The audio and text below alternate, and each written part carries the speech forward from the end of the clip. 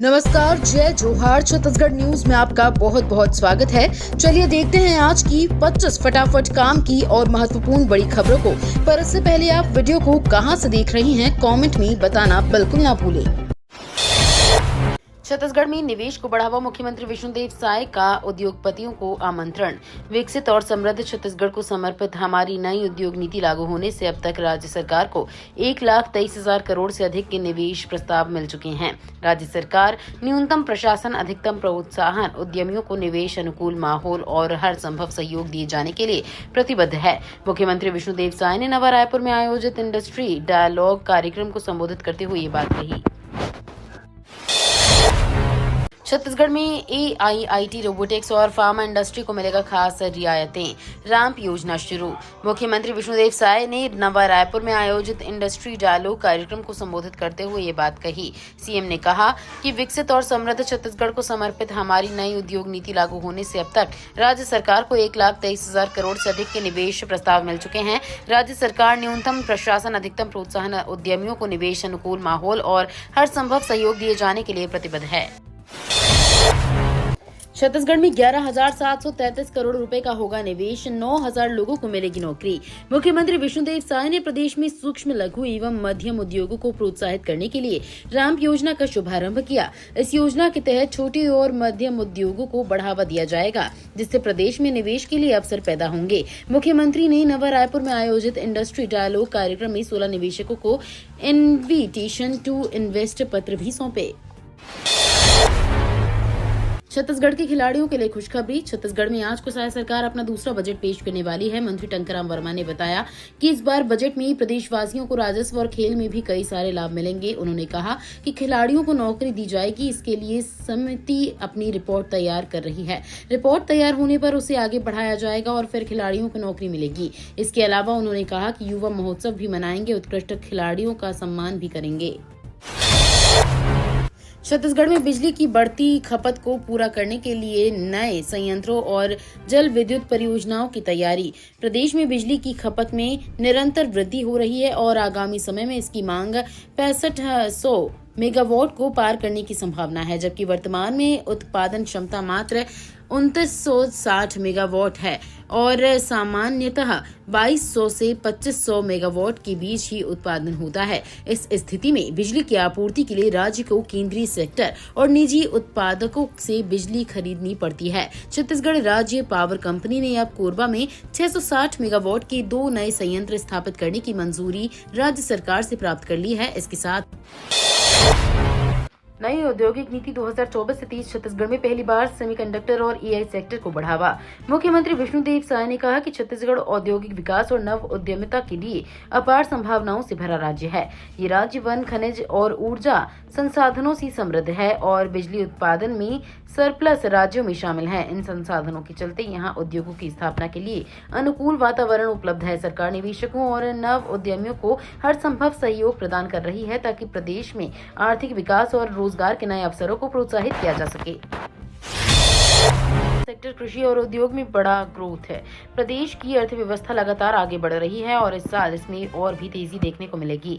राज्य सरकार द्वारा पेश किए गए आर्थिक सर्वेक्षण 2024 से 25 के अनुसार इस साल छत्तीसगढ़ की आर्थिक वृद्धि दर 7.51% रहने का अनुमान है। उद्योग और खेती से होने वाली आमदनी में लगातार इजाफा हो रहा है, जिससे लोगों की आमदनी और जीवन स्तर बेहतर होगा। छत्तीसगढ़ की अर्थव्यवस्था 3 मुख्य स्तंभों, कृषि, उद्योग और सेवा क्षेत्र पर टिकी हुई है। तीनों की ही क्षेत्रों में इस साल बढ़िया प्रदर्शन की उम्मीद है। तैयारी, किसानों को मिलेगा डिजिटल पहचान।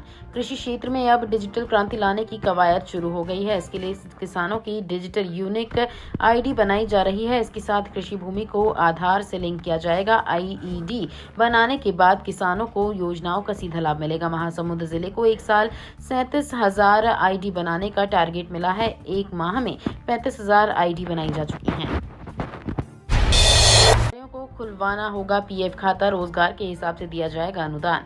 उद्योगों में रोजगार से ज्यादा अवसर निर्मित करने के लिए राज्य सरकार ने छत्तीसगढ़ उद्योग रोजगार अनुदान नियम 2024 तैयार किया गया है। खास बात तो ये है कि इस नीति के तहत पात्र बंद और बीमार उद्योगों को भी अनुदान दिया जाएगा। इसके अलावा इसमें उद्योगों में काम करने वाले श्रमिकों के भविष्य सुरक्षित करने का भी प्रयास किया गया है।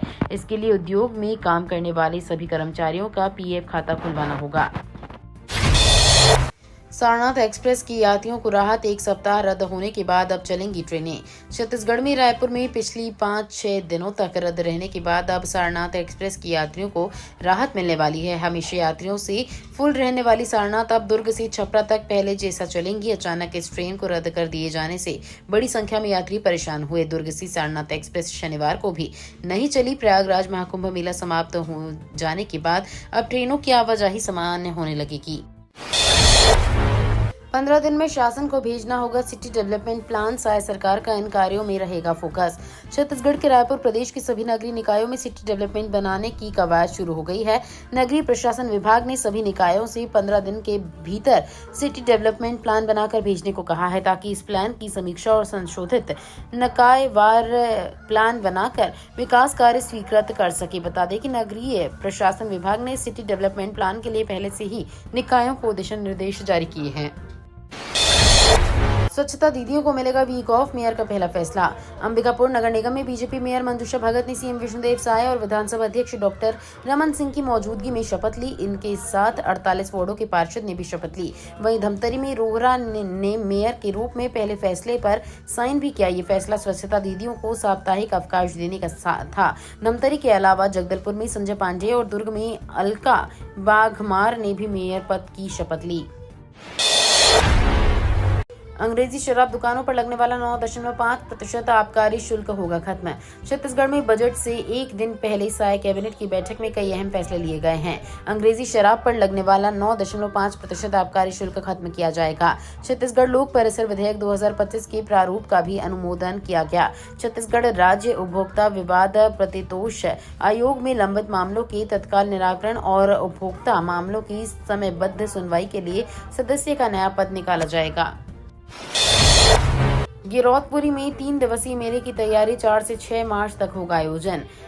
धर्म गुरु बालदास साहेब ने कहा कि बाबा गुरु घासीदास के सम्मान में लगने वाला ये मेला सबकी भागीदारी से शांतिपूर्ण तरीके से संपन्न होना चाहिए। बलौदा बाजार के गिरौदपुरी धाम में 4 से 6 मार्च 2025 तक 3 दिवसीय गुरु दर्शन मेले का आयोजन होगा।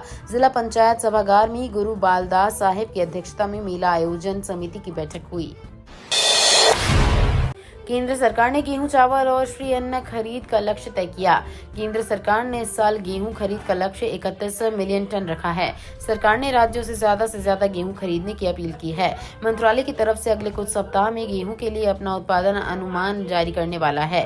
केंद्र ने रबी सीजन की फसलों से 7 मिलियन टन चावल और 1.6 मिलियन टन की अन्न खरीदने का लक्ष्य भी रखा है।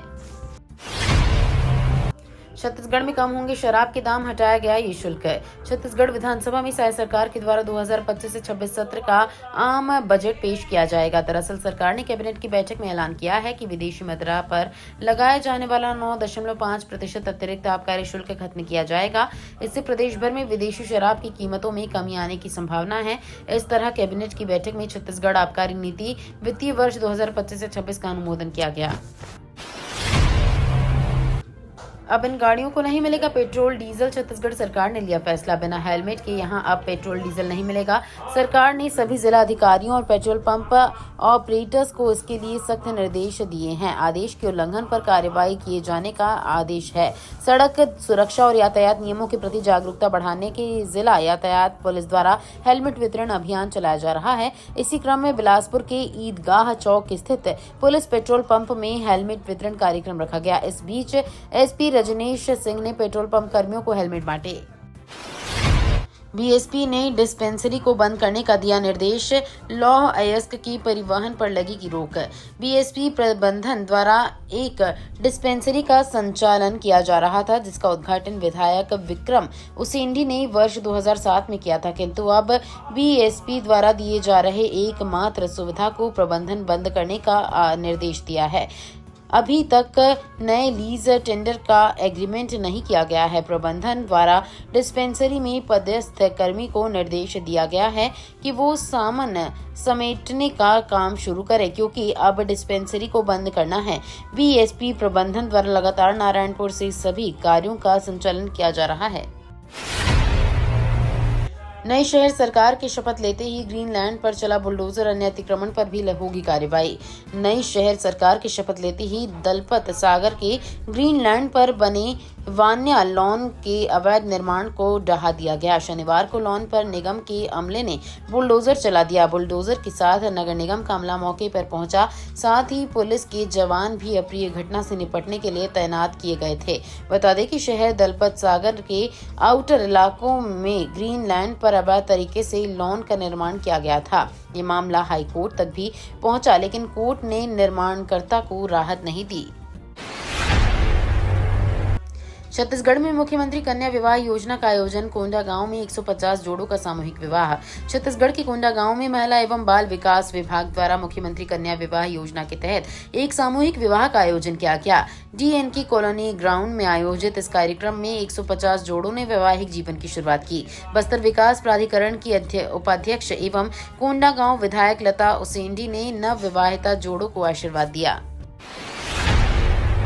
छत्तीसगढ़ PHE भर्ती को लेकर BE टेक इंजीनियर नाराज, डिप्लोमा धारकों को प्राथमिकता। छत्तीसगढ़ लोक स्वास्थ्य यांत्रिकी विभाग ने जूनियर इंजीनियर भर्ती प्रक्रिया में BE टेक डिग्रीधारी इंजीनियरों को शामिल नहीं किया है। विभाग ने 118 पदों पर भर्ती के लिए केवल 3 वर्षीय डिप्लोमा को पात्रता मानदंड में रखा है। इस फैसले में हजारों योग्य अभियंता परीक्षा से वंचित हो रहे हैं।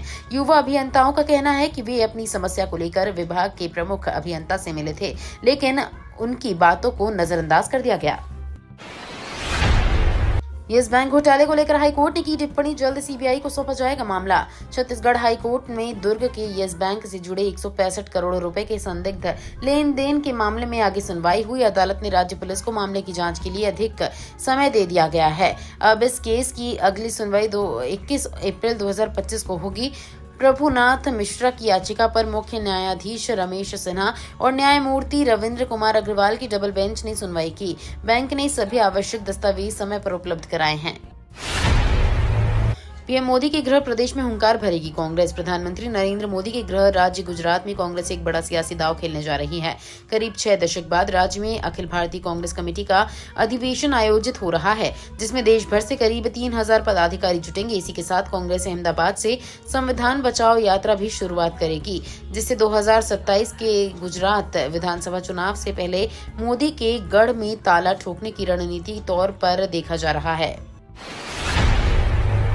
मार्च को पीएम मोदी का मुखबा दौरा प्रस्तावित, डीएम ने लिया तैयारियों का जायजा। प्रधानमंत्री नरेंद्र मोदी की हर्षिल मुखबा क्षेत्र के प्रस्तावित भ्रमण के दृष्टिगत जिला अधिकारी मेहरबान सिंह बिष्ट ने संबंधित विभागों व संगठनों को प्रस्तावित दौरे से जुड़ी सभी व्यवस्थाओं को चाक चौबंद कर पूरी तरह से तैयार रहने के निर्देश दिए हैं। जिलाधिकारी ने हिमपात के कारण सड़क, बिजली और संचार सेवाओं के अवरुद्ध होने पर तुरंत बहाली के लिए प्रभावी प्रबंध सुनिश्चित किए जाने को कहा। भारत में न्यूजीलैंड को 44 रनों से रौंदा, वरुण चक्रवर्ती ने जड़ा पंजा। दुबई में चैंपियंस ट्रॉफी के तहत हुए मैच में भारत ने न्यूजीलैंड को 44 रन से हरा दिया है। भारत ने के दिए 250 रन के टारगेट का पीछा करने उतरी कीवी टीम 205 रन पर ढेर हो गई। न्यूजीलैंड की ओर से सबसे ज्यादा केन विलियमसन ने 81 रन की पारी खेली। भारत की ओर से वरुण चक्रवर्ती ने सबसे ज्यादा 5 विकेट लिए हैं। अब 4 मार्च को भारत और ऑस्ट्रेलिया के बीच सेमीफाइनल खेला जाएगा। ये तो थी आज की बड़ी खबरें। अगर आपको न्यूज़ पसंद आई हो तो वीडियो को लाइक और शेयर करना बिल्कुल ना भूलें। धन्यवाद।